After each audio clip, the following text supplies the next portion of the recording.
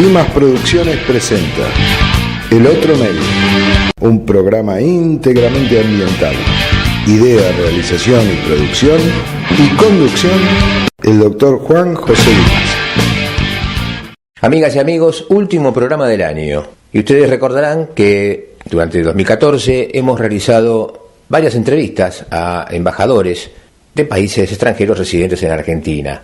Hemos conversado con el embajador de Ucrania, también con el embajador de Líbano, y hoy vamos a estar conversando con un representante diplomático de la Federación Rusa aquí en Argentina.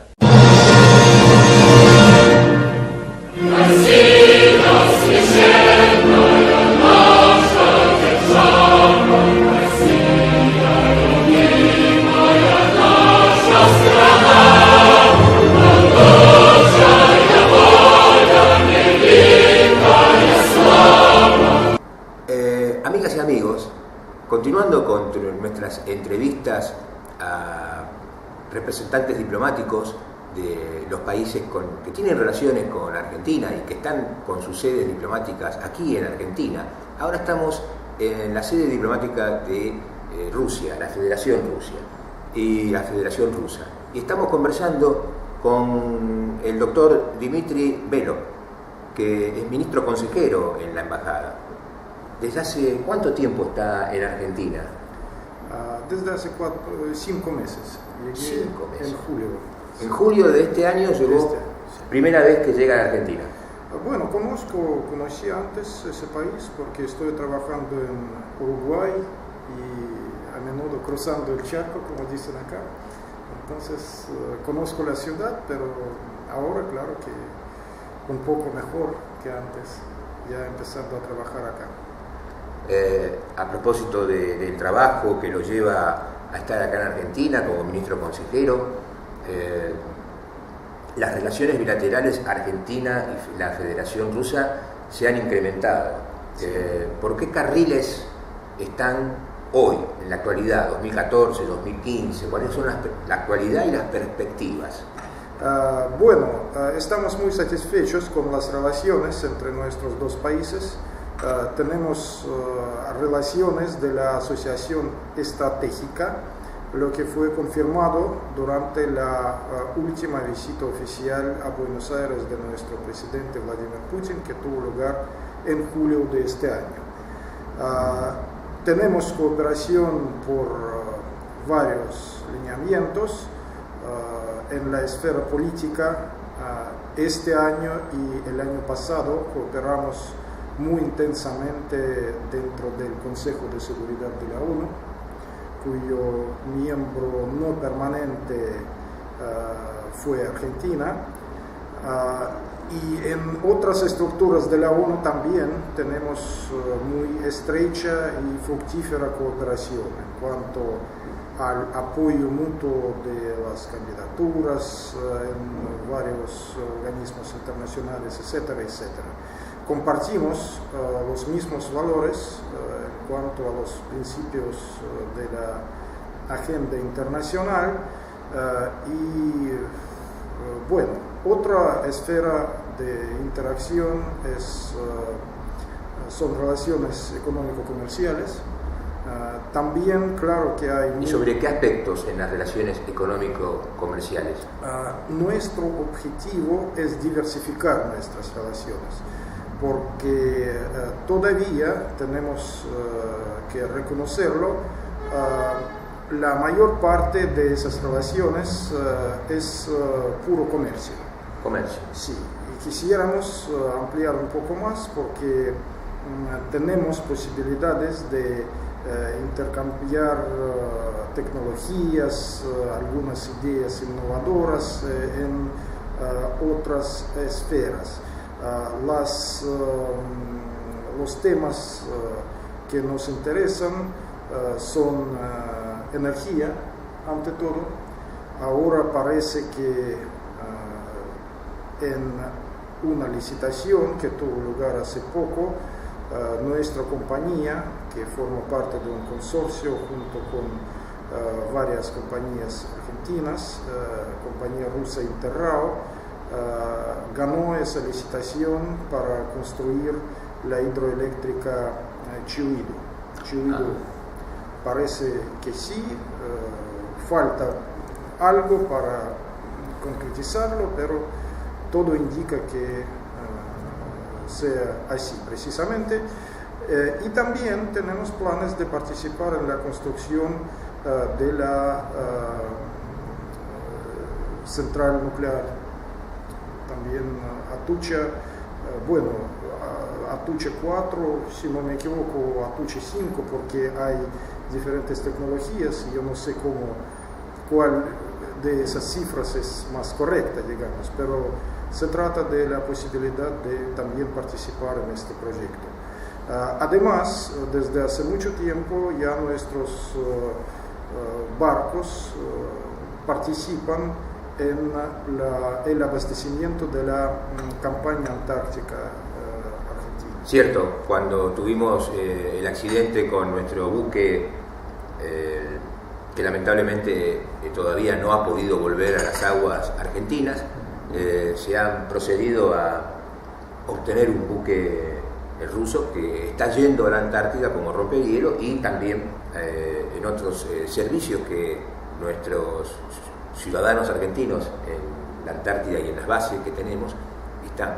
O sea que la cooperación es multifacética. Es multifacética. Y hablamos de cooperación porque las relaciones humanas, físicas, pero también a nivel de Estado, no siempre las relaciones van por la cooperación. Suele suceder que a veces hay confrontación, pero no sucede con Argentina. Pero vamos, ¿cómo ve, a propósito de esto de la cooperación, confrontación, cómo se ve Rusia en este siglo XXI, donde el proceso de integración ha avanzado mucho en las últimas décadas?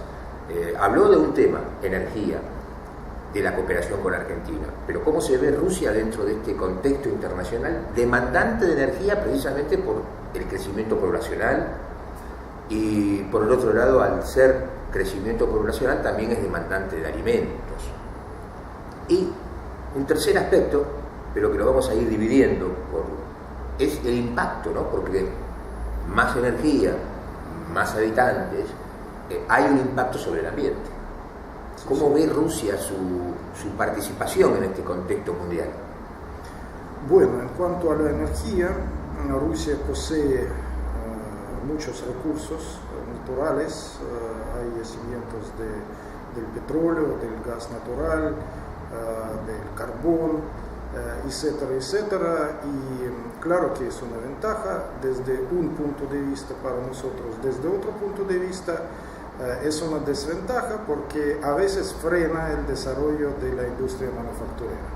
Voy a ser sincero, porque ahora, paradójicamente, gracias a las sanciones impuestas por los países occidentales, tenemos muy buena posibilidad de aprovechar otros recursos que tenemos. Son recursos humanos, son la capacidad de nuestra gente para dar un impulso muy fuerte a nuestra industria manufacturera. Nosotros sabemos producir cosas, podemos producirlas, y yo pienso que es muy buena tendencia.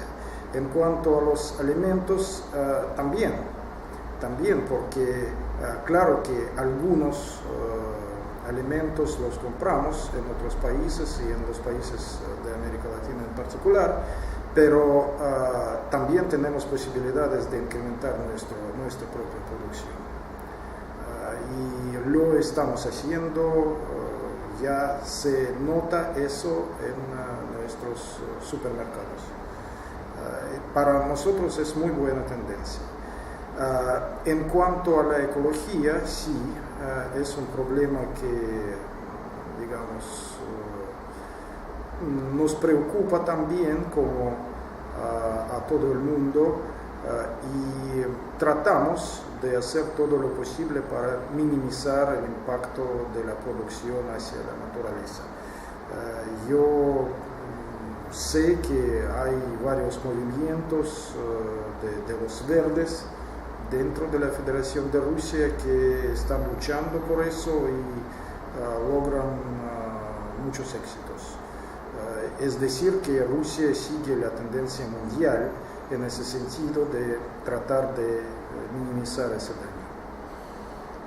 Amigas y amigos, un separador y regresamos con el doctor Dmitry Belov, ministro consejero en la embajada aquí en Argentina de la Federación Rusa. Sumate a la nueva policía local de San Martín y trabajá en tu ciudad. Ahora podés estudiar en San Martín y ser parte de esta fuerza de seguridad y servir y ayudar a tus vecinos. Inscribite ingresando a www.sanmartin.gov.ar o llamando al 4830-0816 o 4830-0820. Municipalidad de San Martín. Amigas y amigos, para anunciar en el otro medio, llame al 15 61 17 25 82 o por correo electrónico a comercialelotromedio@yahoo.com.ar.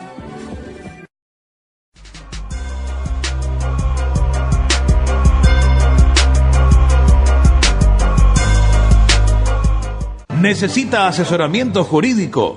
Solicite entrevistas llamando al 15 61 17 25 82. Solicite entrevista.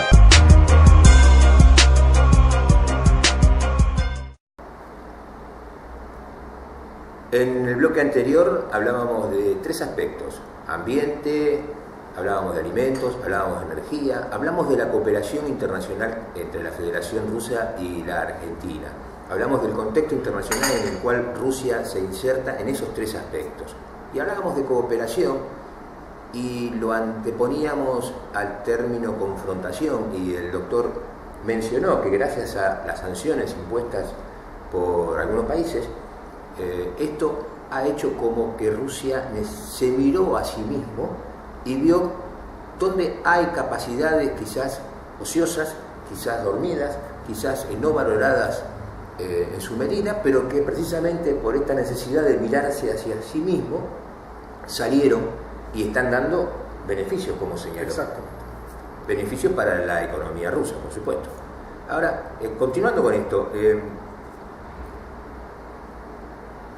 sobre esos tres temas, el rol de Rusia entonces se lo ve protagonista sobre el tema de alimentos, sobre el tema de energía, el tema en el medio ambiente, o quizás algún otro tema en el cual Rusia se considera protagonista y asumir un rol más activo.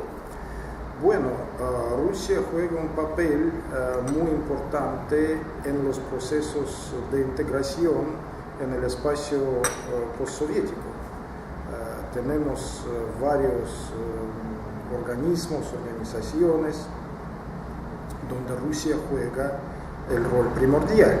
Yo diría, todo el mundo conoce la organización que se llama la Comunidad de los Estados Independientes, creada en lugar de la ex Unión Soviética, pero hay varios otros bloques, como por ejemplo la Organización de Cooperación de Shanghái, que está integrada por los países de Asia Central, Rusia y China.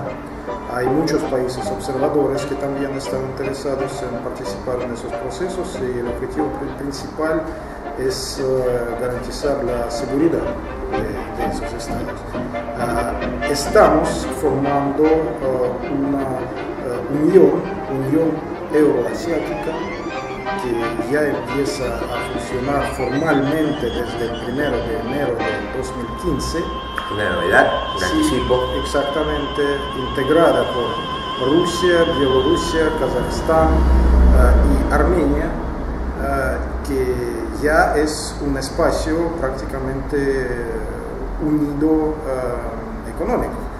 Y es muy importante. A propósito, hace poco visitó Buenos Aires una delegación de esa unión, todavía se llama de otra manera porque no existe formalmente, que tuvo negociaciones con el Mercosur, porque hay planes interesantes de cooperar entre esos dos bloques.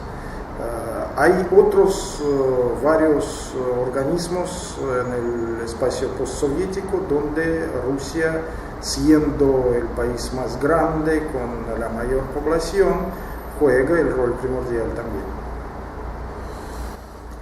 Es un país grande. Sí. es un país grande. Amigas y amigos, estamos conversando con el doctor Dmitry Belov, que es ministro consejero en la Embajada de Rusia aquí en Argentina.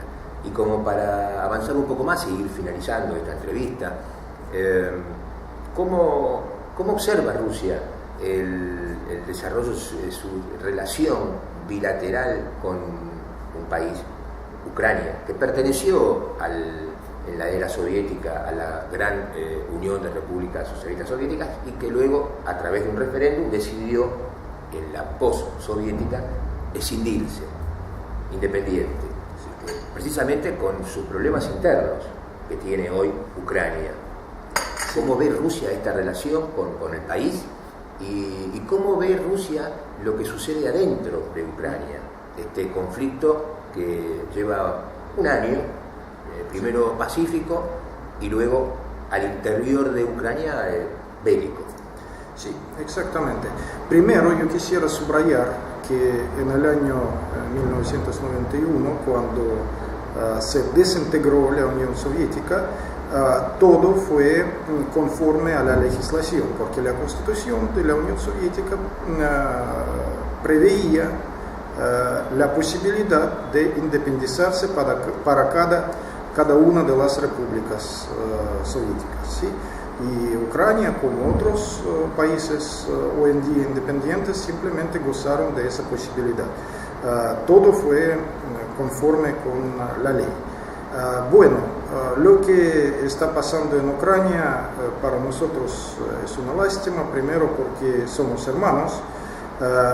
Hay muchísimos ucranianos en Rusia y muchísimos rusos en Ucrania. Es decir, incluso esa frontera entre los dos estados, en cierto sentido, tenía un carácter formal, entre comillas, ¿sí? Porque hay tantos intercambios interfamiliares que yo no sé con qué compararlo. Todo el mundo habla ruso hasta hoy en día, hasta en el Parlamento de Ucrania, mucha gente habla ruso. Varios presidentes de Ucrania tuvieron que aprender el idioma ucraniano, vamos a ser sinceros, para poder, digamos, ocupar este puesto.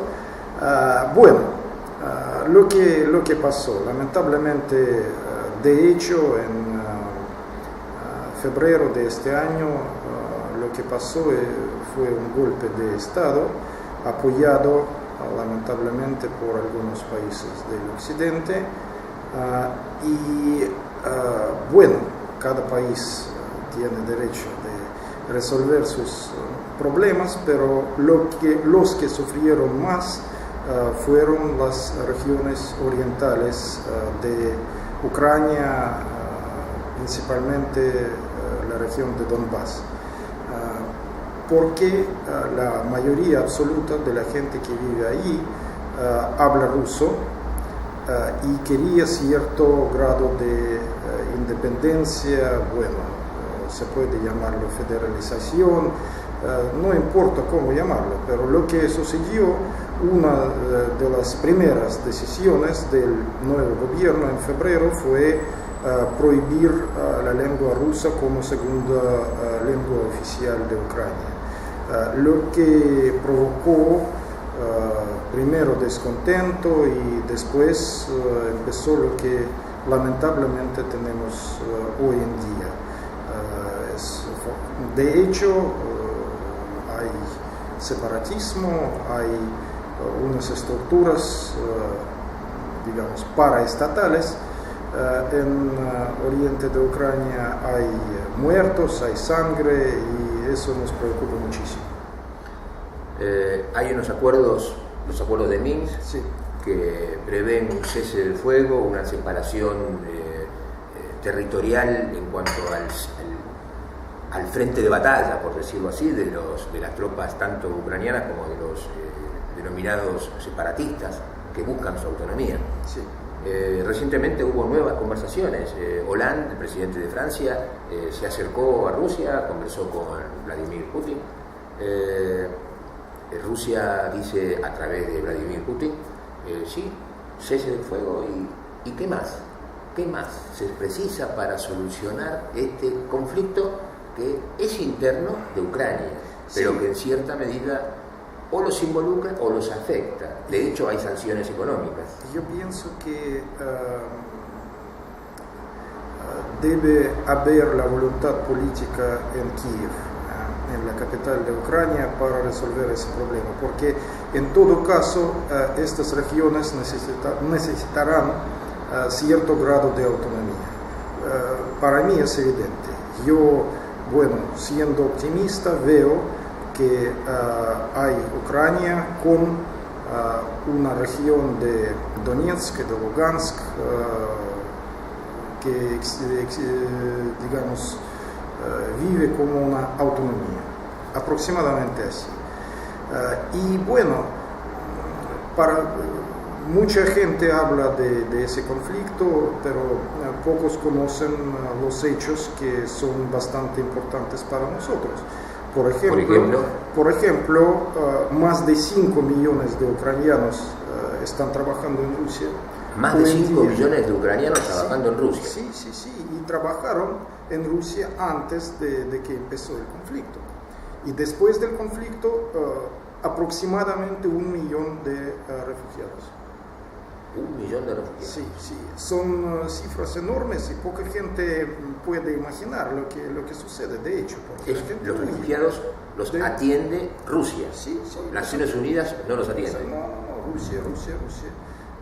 Para los que no tienen nada, hay unas carpas, yo no sé, algunas poblaciones.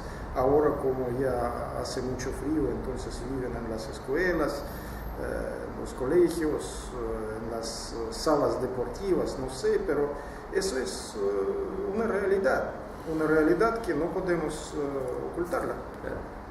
Mencionó el frío, sí, ¿no? Que el frío, para contener el frío necesitamos calor. Sí. Ucrania mencionó que el conflicto con Rusia se desató por el tema del gas. No se reclama un dinero, los ucranianos no están, dicen, dispuestos a pagar ese importe que se les pide. Situación actual, hay un impasse, hay provisión de gas, el gasoducto continúa fluyendo hacia Europa. Sí, es bien sabido que en el año 2009 fue firmado un contrato entre Rusia y Ucrania, un contrato puramente comercial.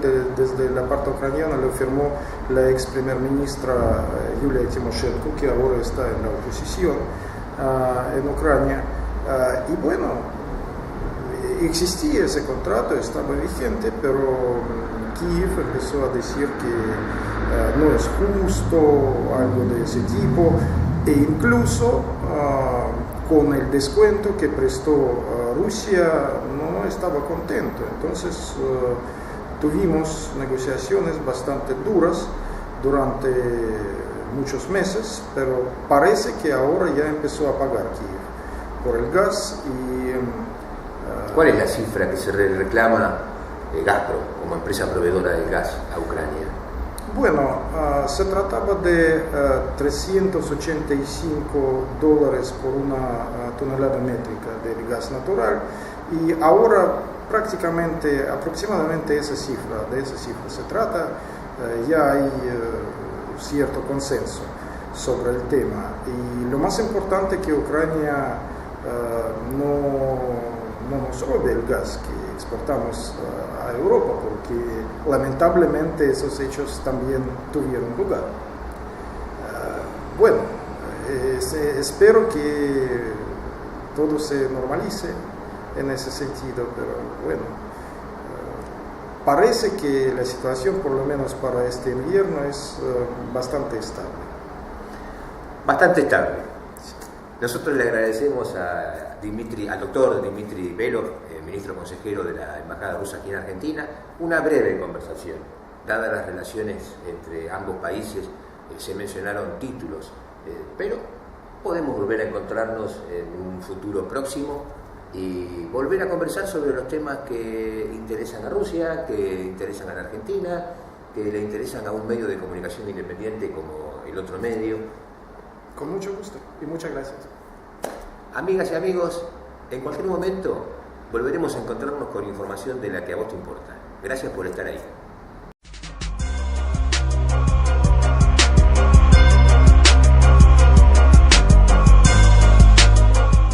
¿Necesita asesoramiento jurídico? Solicite entrevistas llamando al 15 61 17 25 82. Solicite entrevista.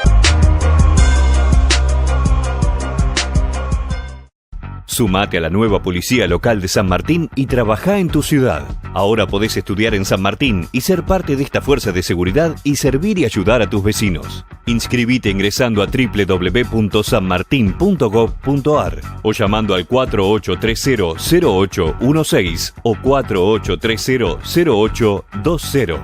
Municipalidad de San Martín.